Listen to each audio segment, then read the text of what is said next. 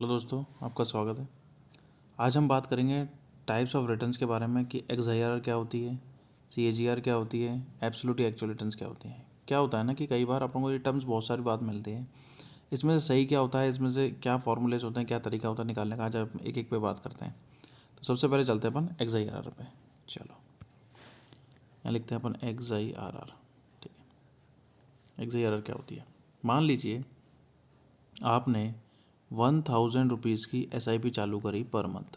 ठीक है, एक एग्जाम्पल लेंगे सब में। ठीक है, पहले महीने आपने इतनी डाल दी है, फिर दूसरे महीने, तीसरे महीने एंड सो ऑन ऐसे चले गए, तो 1000 कट गए। ठीक है, इसके भी 1000 कट गए, फिर इसके भी 1000 कट गए, मतलब हर महीने आपके पर मंथ ये कटते जा रहे हैं। ठीक है, अब क्या होगा कि मान लीजिए कि आपका जो 1 साल बाद आपको यहाँ पे शो कर रहे हैं कि आपका टोटल आपको मिल रहे हैं, तो इन्वेस्टेड अमाउंट शो करेगा 12,000 रुपये। ये तो शो करेगा आपको इन्वेस्टेड अमाउंट, और वहीं आपका जो टोटल अमाउंट जो आपका कॉर्पस है, फाइनल वैल्यू जो निकलेगी, वो शायद आपका 13,000 शो कर सकता है, 14,000 शो कर सकता है। पर मैं एज्यूम कर रहा हूँ कि मान लीजिए आपको 10% रिटर्न मिली, तो 10% की अगर आपको रिटर्न मिली, एक्सआईआर अगर 10 आ रही है, तो इसका मतलब क्या है, या फिर आपको मैं बताऊँ 10% रिटर्न मिली, तो 1,000 पर पूरे साल का 10% यानी कि 100 रुपये तो इधर से मिल गए। इसमें 10% हो गया, या 12% कर लेते हैं थोड़ा सा उसको करने के लिए, थोड़ा सा है ना, मैं इसको इजी करने के लिए ना 12% कर लेता हूँ। चलो कैलकुलेशन इजी हो जाएगी। ठीक है, मान लीजिए 12% रिटर्न आ रही है, उसमें 12% शो कर रहा है, तो 12% कैसे निकली, मतलब यहाँ पे कितने हो गए, फिर यहाँ 100 हटाने दो एक बार, ये 100 हटा दिया। ठीक है, तो यहाँ पे हो गए पूरे 12 महीने कितने हो गए, 1,200 रुपये हो गए। अब ये अभी अगले महीने इन्वेस्ट हुए तो क्या 11 महीने के तो 1,100 रुपये ही हो गए। फिर ये अगले महीने इन्वेस्ट हुए तो 1,000 रुपये हो गए। फिर ये अगले महीने इन्वेस्ट हुए, ये 900 रुपये ही हो गए। तो ये होती है एक्सआईआर, कि आपको इस SIP पे पूरे साल का ब्याज मिला, इस SIP पे 11 महीने का ब्याज मिला, इस SIP पे 10 महीने का ब्याज मिला, और इस SIP पे 9 महीने का ब्याज मिला। तो ये है एक्चुअल रिटर्न। कि बिल्कुल सही बात है कि यार इस पर मुझे 12 महीने का ही मिलना चाहिए, इस पर मुझे 11 पे मिलना चाहिए, इसका 10 महीने का मिलना चाहिए, इसमें 9 महीने का मिलना चाहिए, और इसे ही एक्चुअल रिटर्न कहते हैं। ठीक है ना। अपन मोटी बुद्धि में क्या समझते हैं, देखो अपन मोटी बुद्धि में एक्सआईआर में क्या समझते हैं, बोले कि सर आज तक तो ऐसे पता ही नहीं था, हम तो बस ये देखते थे कि किसी को 1,00,000 रुपये दिए, 10 रुपये सैकड़ा के हिसाब से, 10 रुपये ब्याज, वो सॉरी 10% का ब्याज लेते हैं साल का, तो 10,000 रुपये बनते हैं कि साल के अंत में वो बंदा मुझे 1,10,000 रुपये दे देगा। तो इसकी एक्सआईआर क्या बन गई, इसकी एक्सआईआर 10% बन गई। क्यों? क्योंकि आपने साल के शुरू में ही 1,00,000 रुपये दे दिए, उसके बाद आपने कोई अमाउंट नहीं दी। ठीक है, कोई अमाउंट नहीं दी ना, तो 1,00,000 रुपये दे दिए शुरू में, एंड में कितने मिले, साल के अंत में 1,10,000 रुपये मिल रहे हैं। इसका मतलब क्या है कि 10% की एक्सआईआर है इसकी। आप उसको पहले 10,000 देते, किसी महीने आपने उसको 10,000 दिए, फिर आपने उसको किसी दिन 20,000 दिए, फिर किसी दिन 15,000 दिए, तब जाके आप एक्सआईआर आप चेक करते तो शायद अलग निकल के आती। पर आपने शुरुआत में ही तो आपकी रेट ऑफ रिटर्न एक्सआईआर दोनों बराबर हो गई इस केस में, इस वाले केस में, क्योंकि आपने एक ही बार अमाउंट दिए 1,00,000 रुपये, 10% के ब्याज के साथ 10,000 रुपये बनते साल के, तो उसने साल के अंत में लौटा दिए 1,10,000 रुपये। ठीक है, अब चलते हैं सीएजीआर पे। ठीक है, कि सीएजीआर क्या होता है, एक्सआईआर समझ में आती, सीएजीआर क्या होता है ये देखो। ठीक है, मैं इन तीनों की तुलना भी करूँगा। सीएजीआर क्या होता है, जैसे मान लीजिए ये किसी ये स्टॉक मार्केट है। ठीक है, किसी भी स्टॉक का मान लो या निफ्टी का मान लो, और निफ्टी कभी भी सीधे तो चलता नहीं है, कभी गिरा ऐसे चलता है, मतलब ठीक है ऐसे चलता है। सीएजीआर क्या होता है, मान लो कोई चीज़ यहाँ पे 100 रुपये की है,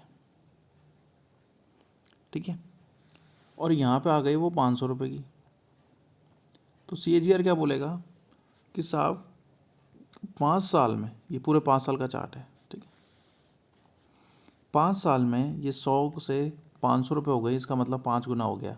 इसको आप परसेंटेज में कैलकुलेट भी कर सकते हो, वो आप निकाल लेना कितना होता है परसेंटेज में, कुल मिला के 5 टाइम्स हो गया है।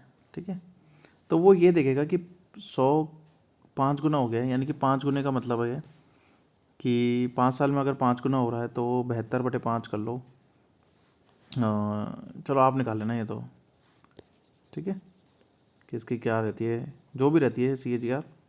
चलो मैं इसको कैलकुलेशन को ईजी कर देता हूँ ना यार, ज़्यादा लफड़ा ही नहीं, 200 रुपये कर लेते हैं, थोड़ा है ना ईजी हो जाएगा, ठीक है।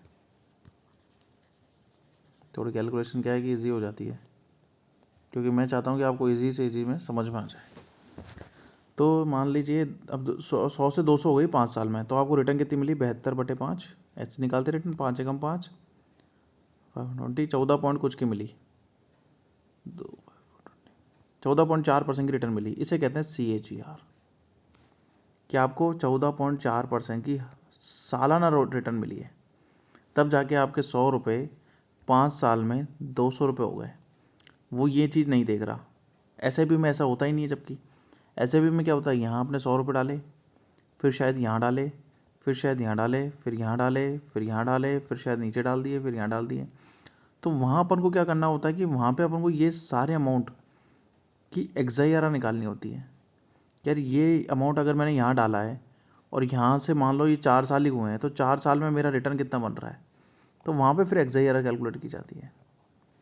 CAGR इसमें भी XIRR कैलकुलेट कर सकते हो, ये भी XIRR में भी 14.4 दिखाया। क्यों? क्योंकि आपने 100 रुपये डाल दिए यहाँ पे आपने मान लो 100 रुपये और डाल दिए होते CAGR कैलकुलेट करने वक्त, तो वो क्या कहता है कि 200 रुपये बने, तो CAGR आ जाती 0%,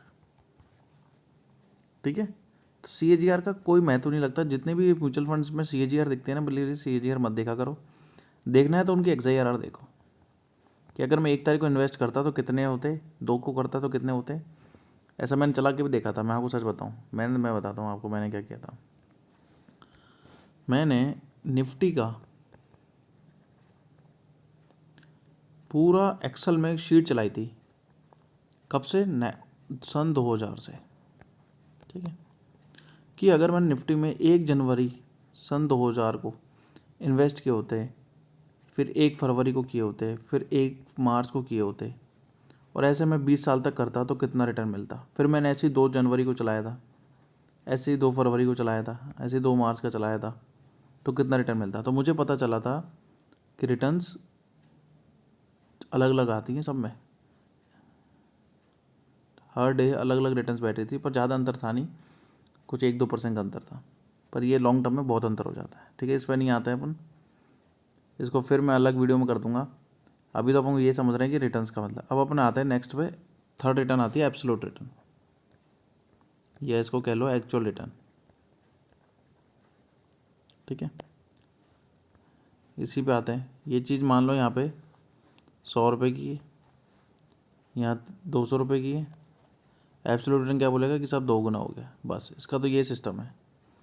यहाँ मान लो 100 रुपये और डाल दिए, यहाँ 100 रुपये और डाल दिए, ठीक है।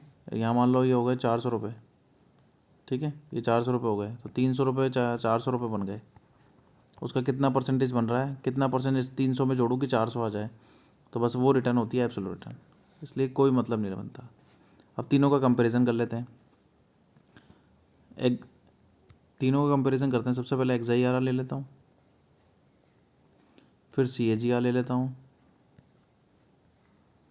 और फिर एक्चुअल रिटर्न्स लेते हैं या एब्सोल्यूट रिटर्न्स लेते हैं, ठीक है। XIRR में क्या होगा कि जब भी आप SIP या स्टॉक मार्केट में भी इन्वेस्ट करते हो ना, सबसे बेस्ट रिटर्न होती है XIRR की।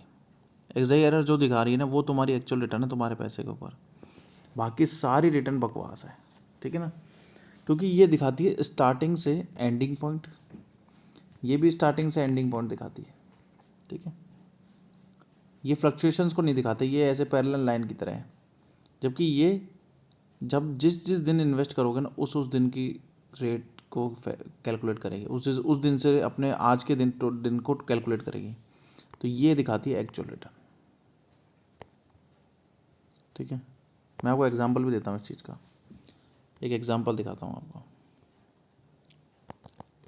क्या हुआ कि एक बंदे ने 1000 रुपये इन्वेस्ट किए थे, और उसको साल भर बाद 2000 रुपये दिखा रहा था, साल भर बाद ही, क्योंकि उस समय थोड़ा मार्केट डाउन था, तो इस वजह से साल भर दिखा देते हैं। अपन उस चीज़ में नहीं आता कि 2000 क्यों कैसे हो गए एक साल में ही। अपन ये देखते हैं कि 1000 रुपये थे, वो 2000 रुपये दिखा रहे थे, ठीक है ना।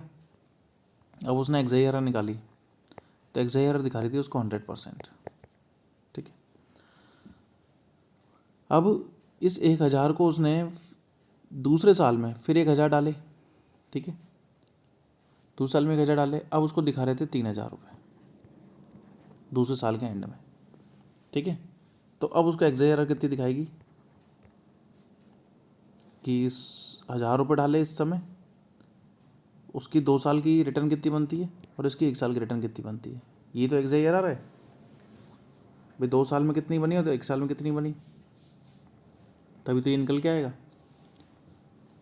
ठीक है। तो ये थोड़ी कुछ कम दिखाएगी।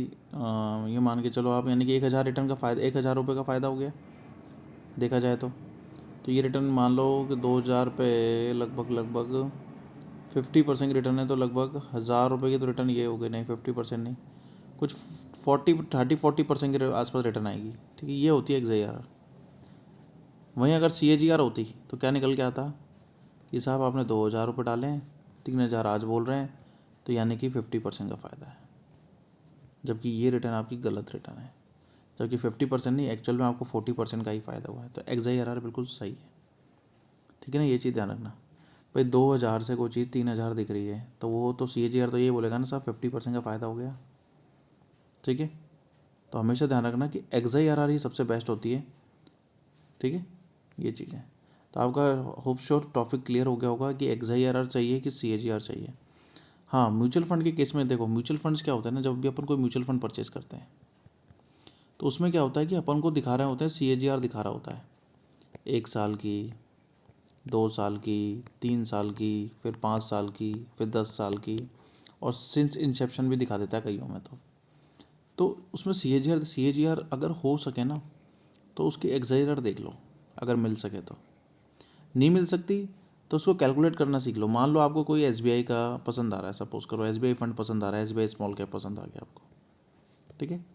तो SBI स्मॉल कैप का चार्ट निकाल लो पूरा 5 साल का, और उस 5 साल में उसकी जो डेट शीट है ना उसको निकाल लो, तो आपको डेट शीट निकल जाती है कहीं से भी। डेट शीट निकालोगे ना तो आपको बस उस को एक्सेल में डालना है, और एक्सेल में फॉर्मूला रन कराना है, एक्सआईआर निकल जाएगी। एक्सेल में फॉर्मूला डाल देना XIRR, ठीक है। फिर ब्रैकेट ओपन करना, जितने भी उसमें रेट्स हैं ना सबको ऐसे सेलेक्ट करना और ऐसे ब्रैकेट क्लोज कर देना। XIRR बता दें कितनी XIRR है, ठीक है ना, ठीक है। और आपको, ठीक है, ये तो हो गई ये बात। अब आपको और कोई क्वेरी है इस चीज़ में तो नीचे कमेंट सेक्शन में मेरे को बोल देना, मैं इस पर आगे और फर्दर वीडियो बना दूँगा। होप सो आपको डाउट क्लियर हो गया होगा। Thank you very much, subscribe कर दीजिएगा।